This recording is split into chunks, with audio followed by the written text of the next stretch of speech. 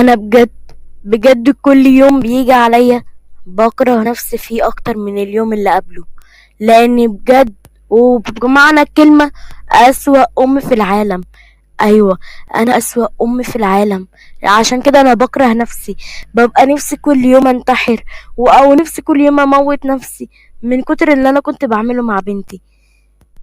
عايزين تعرفوا حكايتي؟ بدعوكم الاشتراك في القناة وتفعلوا زر الجرس علشان يوصلكم كل جديد من الفيديوهات، وتفعلوا جرس على الكل علشان اي فيديو انزله يوصلكم. وشكرا على 500 مشترك. ويلا بينا نبتدي حكايتنا. ده امان، عندي بالظبط 65 سنة، ست كبيرة وخلاص قربت على 70. بس اللي يشوفني يقول ان انا عندي يجي 30 ولا 40 سنة، لان انا بنت جميلة جدا وشكل اصغر من سني، لان انا جميلة جدا. وحتى وانا صغيرة كنت جميلة وما كنتش بقبل باي عريس، مع اني كنت فقيرة جدا وعايشة في بلد ارياف.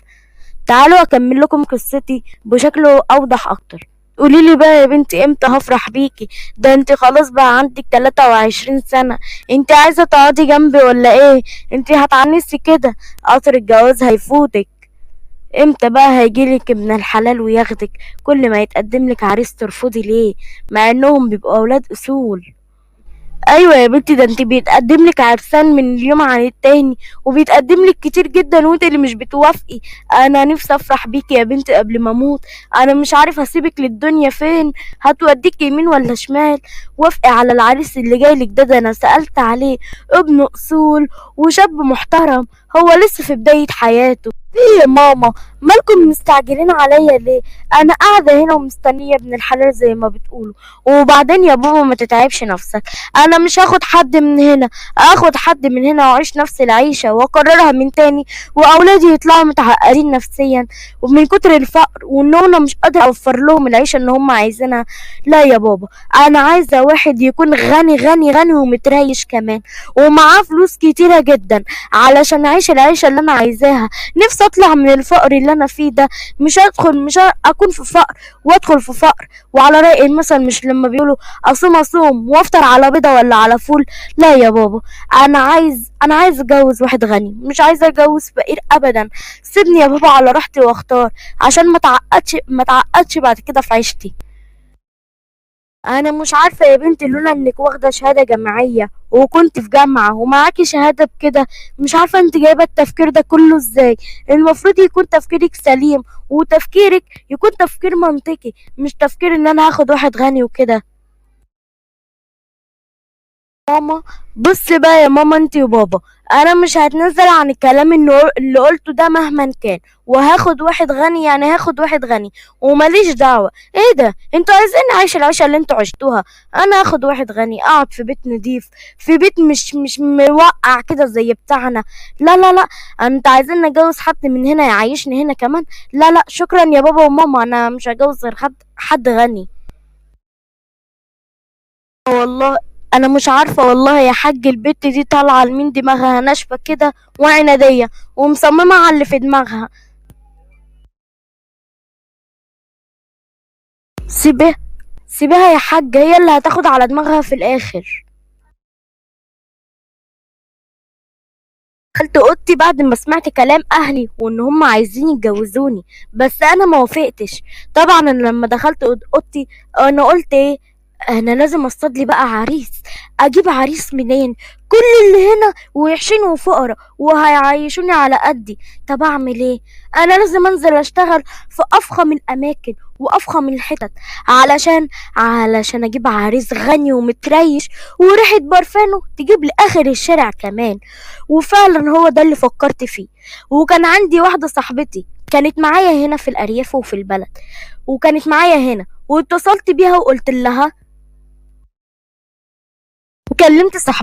وكلمت صاحبتي اللي هي كان اسمها نهى. الو، ايوه يا نهى، ازيك يا بنت؟ عامله ايه؟ والله ليكي وحشه كتيره جدا. انا عرفت انك نزلت القاهره من ساعه ما كنا عيال اطفال وكده. بقولك ايه، انا عارفه اخبارك كلها من على الفيس، وعرفت كمان انك اشتغلتي. ما تشوفي لي شغل عندك في المكان اللي بتشتغلي فيه. ايه ده؟ بجد؟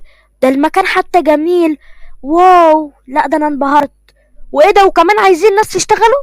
خلاص، ان شاء الله تظبطي لي ميعاد على 3 4 ايام جايين كده، هقول لبابا وماما وهجيلك. سلام يا حبيبتي، سلام. بابا، ماما، انا بصراحة بقى من الاخر كده عايزة افتحكم في موضوع، ومش عارفة هتوافقوا ولا مش هتوافقوا، بس بترجاكم طبعا انكم توافقوا. من الاخر كده انا هنزل القاهرة وهشتغل. ايه ده، انت واعيه للكلام اللي انت بتقوليه؟ انت مش واخده بالك انت بتقولي ايه؟ انت عارفه ان احنا ما عندناش بنات بتشتغل اصلا؟ انت مش واخده بالك احنا فين؟ احنا في ارياف يا ماما. احنا عشان سايبينك تقولي لا على العريس ده ولا على العريس ده يبقى احنا سايبينك كده على حل شهرك؟ لا يا حبيبتي، ادخلي على اوضتك، والعريس اللي هيجيلك هتوافقي بيه وهتتجوزيه غصب عنك. ايه يا بنتي، انت قلبك طالع قاسي لمين؟ انت خلاص قلبك قاسي عليا وعلى ابوكي وعايزه تبعدي عن حضني يا بنتي. دعوة، ماليش دعوة، انا لازم انزل اشتغل. انا طبعا مش اقل من صاحبتي نهى. ايه يعني عشان هي معاها شوية ملاليم ولا تفرق عني باي حاجة؟ انا هنزل اشتغل زيها زيي. بقى كده بقى كده بقى كده يا ايمان، بقيت تعلي صوتك علينا يا بنتي. طيب، روحي وانا غضبانه عليك اليوم الدين، وربنا مش هيسهلك طريقك يا امان. سخرية، ضحكت بسخرية على كلمة أبوها وهو بيقول لها غضبان عليك اليوم الدين، فهي بتقول له ايه يا بابا، انت لسه بتتفائل بكلمة غضبان عليكي؟ يبقى انا كده هتبقى حياتي زي الزفت؟ لا، على فكرة دعوتك دي هتبقى حلوة على فكرة، وحياتي هتبقى حلوة من غيرك او بيك. شكرا بقى يا بابا انك وافقت. وعلى فكرة صح، انا ما كنتش باخد رأيك، انا بس كنت بقول لكم ان انا رايحة علشان لو صحيتوا بس يوم من الايام ما لقيتونيش موجودة في البيت اعرفوا ان انا بس سافرت القاهرة، نزلت عشان اشتغل. إيه لا يا امان، انت مفتكره ان دعوه الاب والام دي مش بتبقى مستجابه؟ لا، دي مستجابه وجدا جدا. بكره وبعده هتلاقي ان حياتك اسود من خصلة شعرك كمان، هتبقى حياتك سودة. ولما تبقى كده افتكري كلمتي كويس كويس جدا. خلاص بقى يا بابا، انت اخدت وقتك معايا ودعيت عليا كتير، وانا كده ضمنت ان حياتي زي الفل. وانت بقى يا ست ماما مش ناوية تديني دعوتين تلاتة كده يخلوا حياتي بيضة ووردي؟ ها يا ماما، يلا بسرعة عشان مستعجلة. يا دوبك اقوم احضر شنطي واخش انام على السرير المكعبل ده اللي مش باين له ملامح، اللي انتوا ما كنتوش قادرين تجيبوا عفش لنفسيكم. ها يا ماما بقى خلصيني.